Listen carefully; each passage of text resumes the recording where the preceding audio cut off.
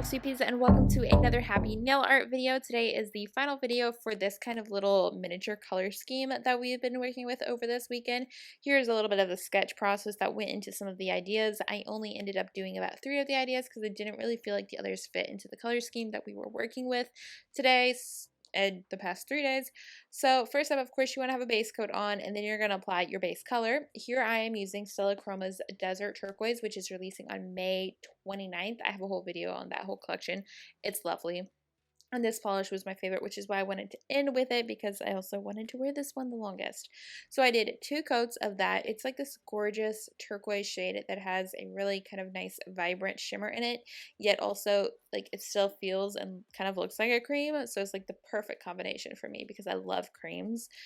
And of course you're going to let that dry, and then we're going to move on to the art part. So here is where we're going to embrace the imperfect line. So I'm just going to take the brush that is on the polish, and I'm using Stella Chroma's Pueblo from the same collection, and I'm creating a very imperfect line down the middle of my nail.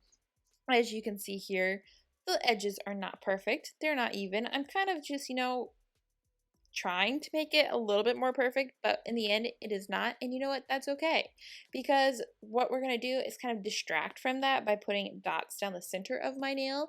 And for this I am using a medium-sized dotting tool and Stella Chroma's Big Sky, which is just a blue nail polish. And that is it. You will put on top coat that for some reason I forgot to film. And that is it for this design. I feel like because you have such a bold color going down the middle with the dots, you don't necessarily notice the imperfect line in the middle, which is great because lines are super intimidating, definitely when they're stripes and they're supposed to be a bold statement piece of the design. I feel like this kind of counterbalanced that and made it okay that it wasn't perfect. So if you are ever stressed out about lines, just practice and try something like this, so it kind of takes off the pressure from that perfectness, because it doesn't have to be. Nobody's going to be that close to your nails to know. So just kind of embrace it, have fun with it, and don't let that little intimidation get the best of you. Trust me, I totally have done that in the past, but I'm trying to get past that myself, and I'm having a lot more fun that I'm not putting that pressure on me to have perfect lines, if you know what I mean. So that is it. I realized today's video was like super short, but hopefully you guys enjoyed it, and hopefully you guys will recreate some of these designs that we've done over the past 3 days. And I look forward to seeing you guys back for the nail art series very shortly.